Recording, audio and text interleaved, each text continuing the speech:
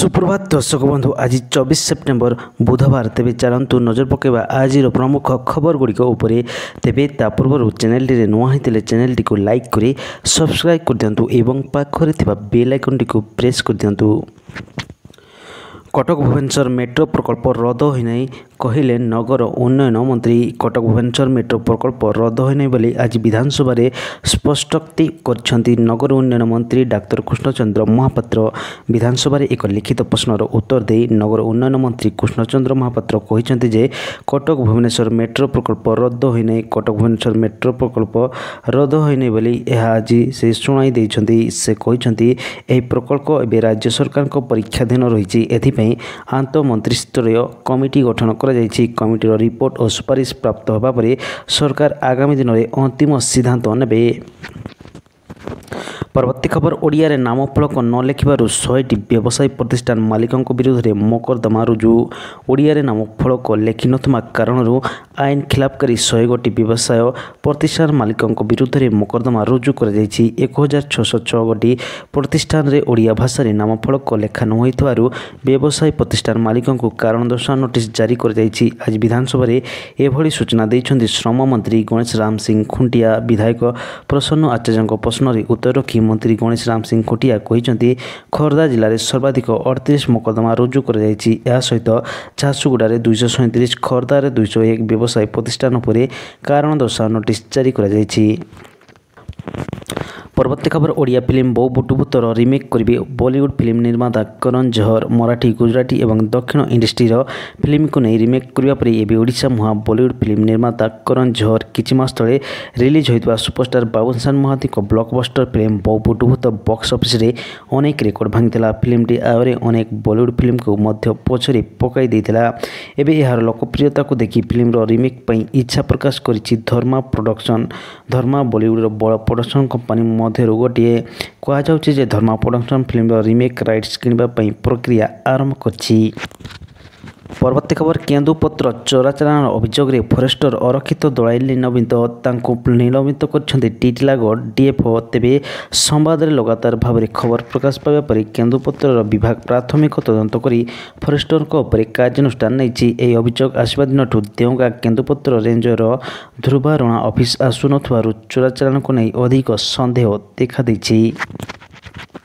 परवर्ती खबर 6 मास पर्यंत राशन नले कार्ड रद्द हो केंद्र सरकार को नूतन नियम लागू। केंद्र सरकार 22 जुलाई 2025 ठारू एक नूतन निर्देश कार्यकारी करछंती जहाँ अनुसार जदि जड़े राशन कार्डधारी लगातार 6 मास पर्यंत राशन संग्रह करिबारे विफल होती तेबे तांकर राशन कार्ड को निष्क्रिय बोली विवेचना करा जिवो। एहा परि परिवार आ राशन लाभ पाइबे नहीं। या सहित जो कार्डधारक माने सेमानकर ई-केवाईसी पूरण करनाहांती सेमानकर कार्ड मध्ये निष्क्रिय करा जिवो।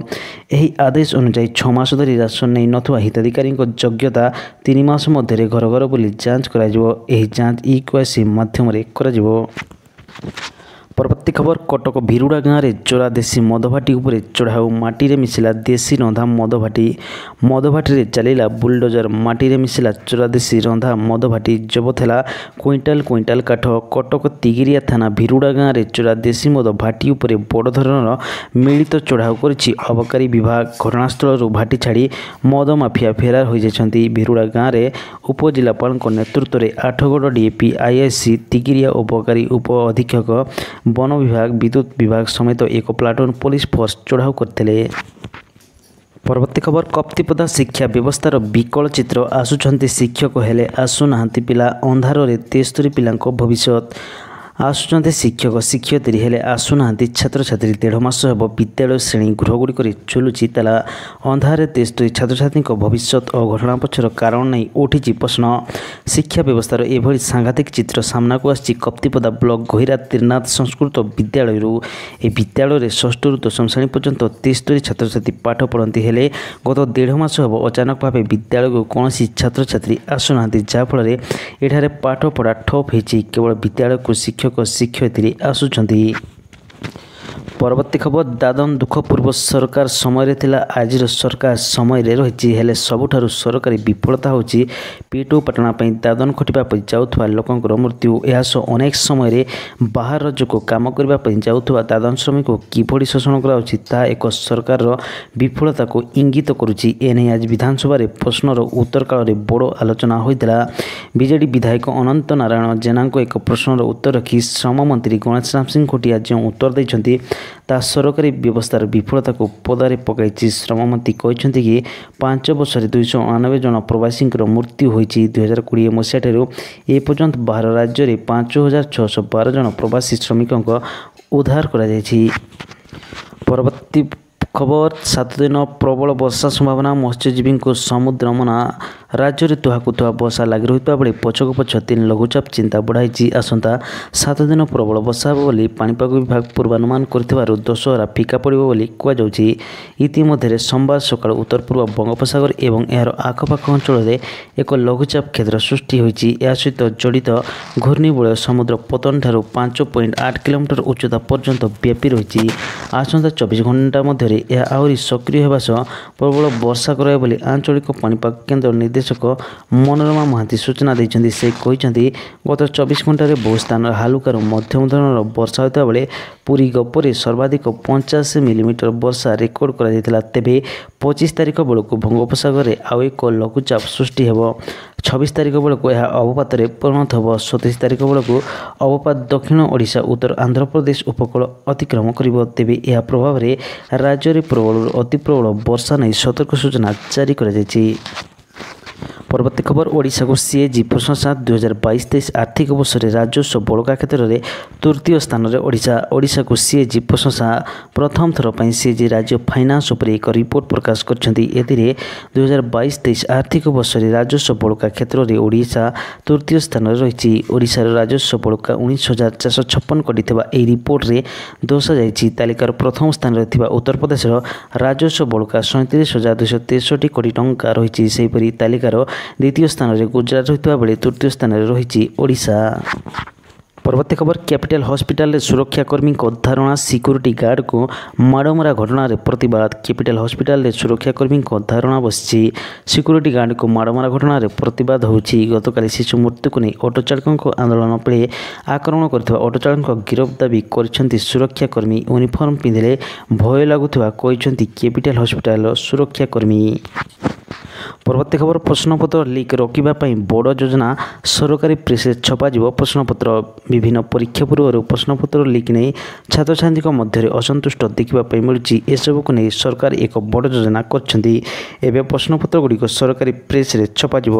परीक्षा केन्द्र में व्यवहार हो एआई टूल ओकाक एनआईसी पाखरे रहिबो सीसीटीवी कंट्रोल परवर्ती खबर कलिंगा घाटी में पुणी अघटन निर्माण कार्य चलता बेले खसला पथर कंधमाल कलिंगा घाटी में पुणी अघटन घटी निर्माण कार्य चलता बेले खसला पथर प्रबल वर्षा हेतु निर्माण कार्य बंद होती गत सप्ताह भूस्खलन पर निर्माण कार्य चलता कंधमाल और गंजाम मध्य जोगाजोग संपूर्ण विच्छिन्न होती तेबे पुणी थरे पहाड़ प्रबल वर्षा पानी माड़ी आसबार मरम्मती कार्य धोई जाइछि परवर्ती खबर भिड़ नहीं गला युवकों जीवन दुर्घटना पर पारादीप कटक आम्बुलांस रे आसुले रोगी भिड़ नहीं गला युवकों जीवन दुर्घटना गुरुतर आहत युवक 2.5 घंटा धरी ट्राफिक जाम रे फसी रही आम्बुलांस भितर ही तांकर मृत्यु घटी पारादीप रास्तार एभली अघटन घटी ट्राफिक परिचालन गुरुतर अवहेला को दायी कर परिवार लोक मृतक हेले नेहरू बंगला अंचल महेश्वर दास को पुओ राकेश दास बयस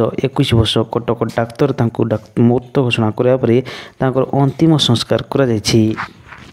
परवर्ती खबर सरुनी सार समस्या 200 बस्ता सार नापी राति धाड़ी रे शह शह चाषी यूरिया सार पर राति अनिद्रा चाषी राति 3टारू आधार कार्ड धरी धाड़ी रे ठिया होइछन्ति चाषी कटक नियाली तहसिल अंतर्गत माधव पंचायत रे थिबा माधव प्राथमिक कृषि समवाय समिति आसी एभली घटना समवाय समिति को 200 बस्ता यूरिया सार आसता बेले सार नापी रुंड होइछन्ति 600 रु अधिक चाषी फल समवाय समिति आगे सामान्य उत्तेजना देखा मिली ପରବର୍ତ୍ତୀ ଖବର ଚର୍ଚ୍ଚାରେ ଭାରତ ଓ ପାକିସ୍ତାନ ଖେଳାଳିଙ୍କ ଆଚରଣ ପଡ଼ିଆ ଭିତରେ AK-47 ବନ୍ଧୁକ ଇସାରା ଦେଇ ସମାଲୋଚିତ ହେଲେ ପାକ୍ ଓପନର। ଏସିଆ କପ୍ରେ ଭାରତ ପାକିସ୍ତାନ ମ୍ୟାଚ୍ ଦ୍ୱିତୀୟ ଥର ଦୁଇ ପ୍ରତିଦ୍ୱନ୍ଦ୍ୱୀ ପରସ୍ପରକୁ ଭେଟିଛନ୍ତି। ଆଉ ଦୁଇଥର ଯାକ ଭାରତ ଆଗରେ ମାଟି କାମୁଡ଼ିଛି ପାକିସ୍ତାନ। ମ୍ୟାଚ୍ ତ ହାରିଲା, କିନ୍ତୁ ପାକିସ୍ତାନ ଟିମ୍ର ଆଚରଣ ଅତି ନିମ୍ନମାନର ଥିଲା। ଓପନର ସାହିବାଜାଦ ଫରହାନ ଅର୍ଦ୍ଧଶତକ ପୂରଣ କରିବା ପରେ ଯେଉଁ ଆଚରଣ କଲେ ତାହା ସମସ୍ତେ ଦେଖିଲେ। ସେହିପରି ପେସ୍ ବୋଲର ହାରିସ୍ ରୌଫଙ୍କ ଆଚରଣ ମଧ୍ୟ ଅତି ହୀନମାନର ଥିଲା। ଲାଗୁଥିଲା